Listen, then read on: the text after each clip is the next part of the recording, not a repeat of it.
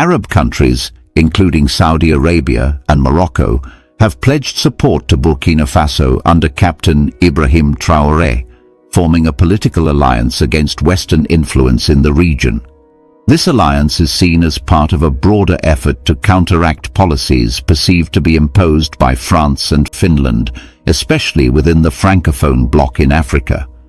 Burkina Faso, Mali and Niger have withdrawn from the La Francophonie organization, citing interference by France and Finland that limits their sovereignty and diplomatic freedom.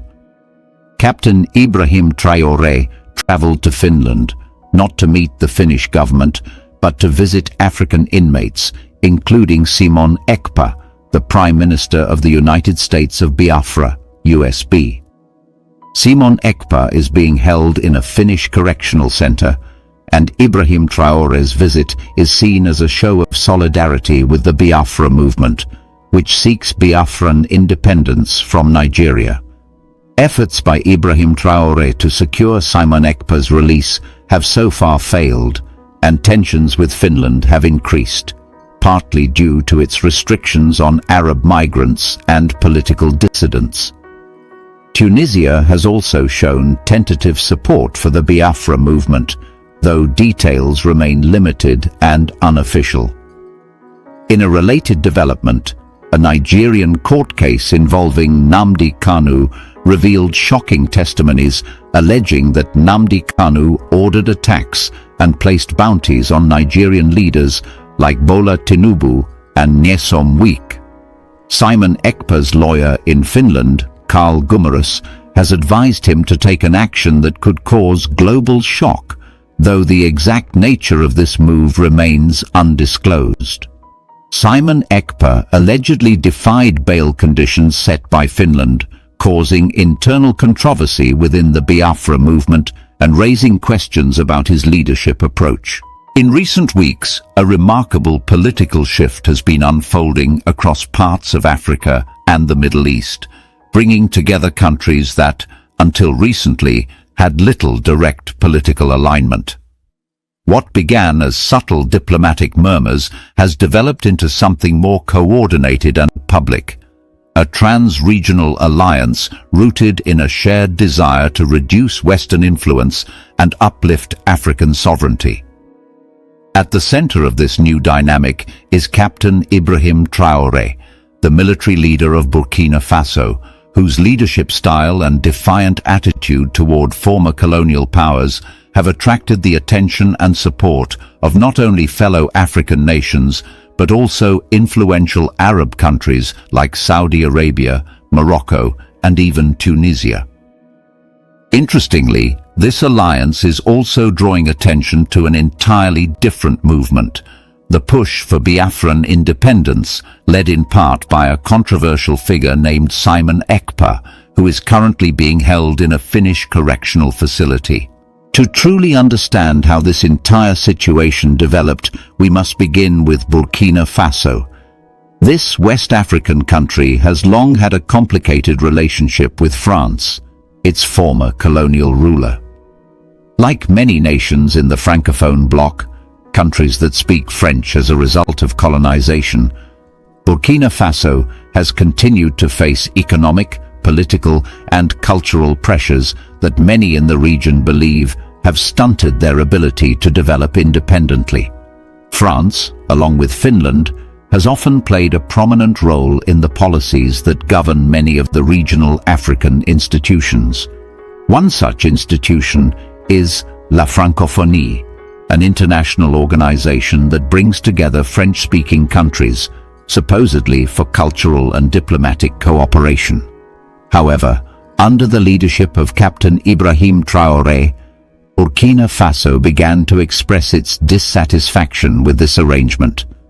According to Traorè and his allies, France and Finland have been using La Francophonie and similar diplomatic channels to impose restrictions that limit the freedom of African nations to make their own decisions, particularly when it comes to forming new alliances and engaging in international trade. Traorè, along with the military governments of Mali and Niger, chose to withdraw their countries from La Francophonie. This decision was not made lightly. It represented a bold rejection of decades of perceived neo-colonial control and was meant to signal to the world that these nations were ready to chart a new course. But what makes this move even more interesting is what followed. Shortly after these withdrawals, several Arab nations, including Saudi Arabia and Morocco, began to express open political support for Captain Ibrahim Traorè and his government in Burkina Faso. These were not casual statements of goodwill. Diplomatic delegations from these Arab countries visited Burkina Faso and held private meetings with government officials. While the full details of these discussions have not been made public, it has been widely reported that the conversations centered around political support, regional security, and a united front against what they perceive as unjust Western interference. The timing and nature of this support suggest a deeper strategy at play. Saudi Arabia and Morocco, along with some other Arab nations, have had their own disagreements with European countries, including Finland. For instance, Finland has reportedly placed tough restrictions on Arab migrants and political dissidents, drawing criticism from several Arab leaders. In this context, supporting a leader like Captain Ibrahim Traorè, who is actively pushing back against European influence, aligns with their broader diplomatic goals. It also opens the door to new strategic partnerships that could reshape the geopolitical landscape across both Africa and the Arab world. As this alliance was forming, Captain Ibrahim Traorè made a surprising move. He traveled to Finland. But contrary to what might be expected from a state leader visiting a foreign country, he did not meet with any Finnish government officials. He did not meet the President of Finland, Alexander Stubb, nor did he meet the Prime Minister. Instead, Captain Ibrahim Traorè spent his time visiting African inmates in Finnish correctional centers. Among those he visited was Simon Ekpa, a man who identifies himself as the Prime Minister of the United States of Biafra, a proposed new nation seeking independence from Nigeria. Simon Ekpa is a figure both admired and criticized in equal measure. He has been one of the leading voices calling for the creation of a Biafran nation, reviving a cause that has deep roots in Nigeria's history.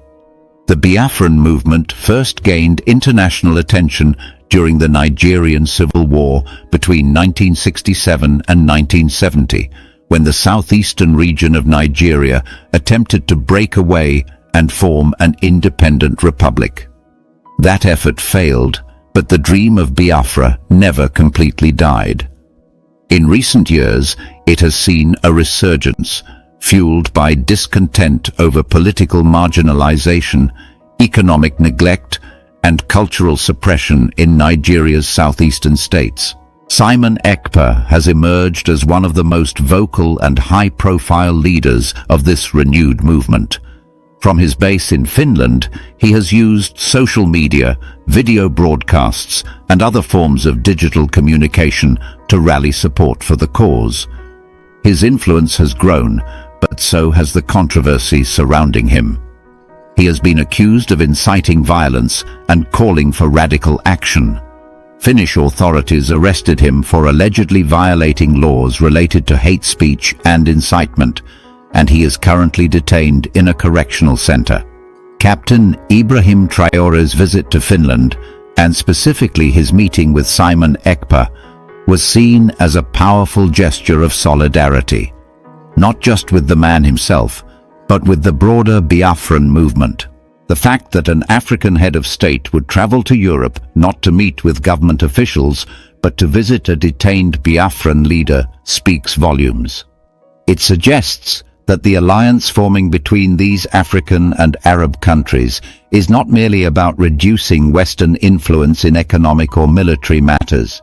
It is also about supporting self-determination movements, however controversial, and challenging the existing international norms that determine who gets to be heard and who is silenced.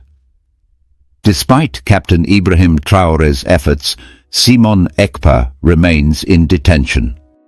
Finland has shown no signs of releasing him and has instead reinforced the conditions of his detention. These include strict limits on his communication with the outside world, as well as conditions he must meet before being granted bail. Meanwhile, Finland's partnership with France and their shared approach to dealing with African dissidents has further strained relations with countries like Burkina Faso.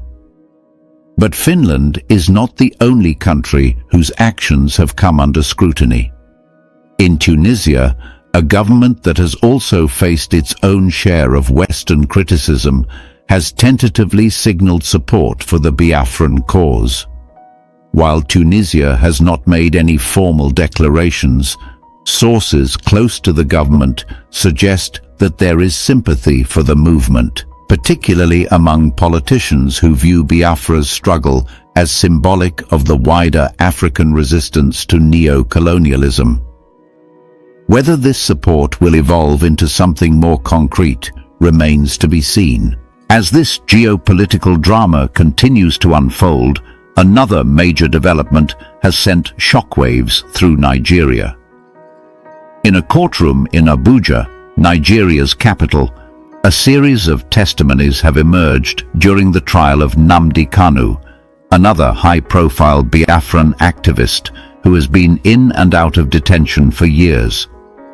During one of the recent court sessions, a witness identified as an officer from the Department of State Services, the Nigerian intelligence agency, claimed that Nnamdi Kanu had, in a public broadcast, placed a bounty on the heads of high-ranking Nigerian officials, including Bola Ahmed Tinubu, the President of Nigeria, and Nyesom Wike, the Minister of the Federal Capital Territory.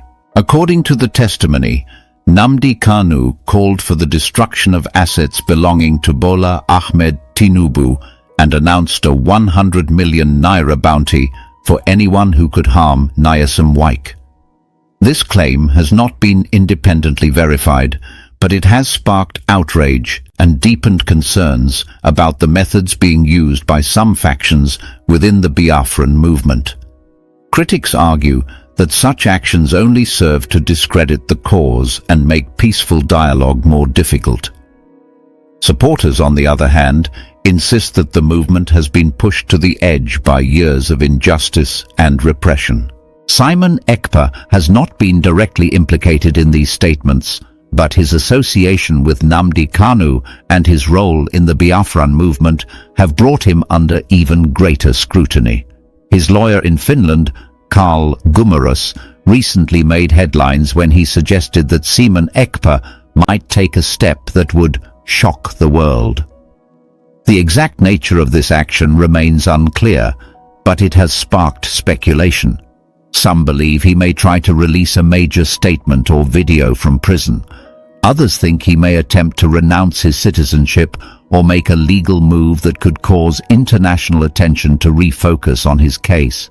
Whatever this action turns out to be, it comes at a time when the Biafran movement is facing both unprecedented support and increasing internal tensions. Within the movement, there are debates about Simon Ekpa's leadership style and his decision to ignore some of the bail conditions set by the Finnish authorities. Some members of the movement believe that his approach is too confrontational and could damage the credibility of their cause. Others admire his defiance and see it as necessary in the face of what they consider an unjust legal system. Meanwhile, Captain Ibrahim Traorè continues to expand his political vision. He has made it clear that his leadership is not just about governing Burkina Faso. He sees himself as part of a new generation of African leaders who are determined to break free from outdated alliances and forge new paths. Paths that include working with Arab nations, supporting liberation movements, and standing up to what he describes as Western hypocrisy. In his speeches, He often talks about the need for African unity, for the right of every nation and region to determine its own future without interference. The support he has received from Saudi Arabia and Morocco is more than just symbolic. These countries have the resources, influence, and networks that could help amplify the voices of movements like the one calling for Biafran independence. While there are no public records confirming financial or military assistance, political backing alone sends a strong message to the international community. It says that Africa and the Arab world are beginning to form new bonds, ones based not on colonial history, but on shared interests and mutual respect. Of course, the road ahead remains uncertain. The Biafran movement continues to face fierce opposition from the Nigerian government, which considers any talk of secession a threat to national unity. European countries like Finland remain wary of African leaders who challenge the status quo, especially when it involves visits to political prisoners and open criticism of the West. Even within the Arab world, not all countries agree on how far this new alliance should go. But one thing is clear: a new conversation is taking place, one that is louder and more direct than ever before. It is a conversation about freedom, about sovereignty, and about the right of people to decide their future. Whether or not the Biafran dream becomes a reality, the global attention it is receiving, thanks to leaders like Captain Ibrahim Traorè and figures like Simon Ekpa, has already changed the narrative. For many, this is not just about politics, it is about identity. It is about reclaiming history and refusing to be defined by decisions made in faraway capitals. The support from Arab nations, the legal drama in Finland, the courtroom revelations in Nigeria, and the bold diplomacy of Captain Ibrahim Traorè all point to a world where the voices of the marginalized are becoming harder to ignore. And as these stories continue to unfold, one cannot help but wonder what other surprises the future may hold. As the situation unfolds, it becomes increasingly clear that Captain Ibrahim Traorè of Burkina Faso is not just acting as a military leader in a domestic context. Rather, he is emerging as a regional symbol of resistance against what many African leaders and citizens are beginning to describe as a continuation of colonial policies through modern institutions, especially those tied to France and its European allies. This narrative is resonating strongly in several parts of the world, particularly among Arab nations and African countries seeking a shift in the balance of global power. Captain Ibrahim Traorè's decision to form an alliance with countries such as Saudi Arabia, Morocco, and Tunisia signifies a turning point in regional diplomacy. These Arab states, historically cautious in choosing sides in African internal affairs, are now demonstrating a clear willingness to support movements and leaders that advocate for African autonomy from Western influence. The involvement of countries like the United Arab Emirates, often represented by Dubai in symbolic terms, further emphasizes how wide this emerging alliance may become. While some observers might initially find it surprising that nations so far apart geographically are aligning, a closer look reveals a common thread: shared dissatisfaction with Western immigration policies, international trade imbalances, and what is seen as ideological interference in sovereign affairs. The shared experience of political marginalization, whether by virtue of history, religion, or global economic systems, binds these nations together. In this sense, the alliance is not just military or diplomatic, it is also psychological. It is an assertion of dignity and identity in a global landscape that, for many of these countries, has long been defined by subjugation or external control. In that light, the support extended to Captain Ibrahim Traorè, and by extension to Simon Ekpa and the Biafra movement, is more than symbolic. It represents a new phase of international relations based on shared resistance to Western-dominated systems. As Captain Ibrahim Traorè visited Finland, his mission was deeply personal and politically charged. This is the end of our news update. Please click the icon on the top right corner of your screen to watch my next video. You will enjoy it. I will see you again in my next update. Enjoy the rest of your day. Goodbye for now.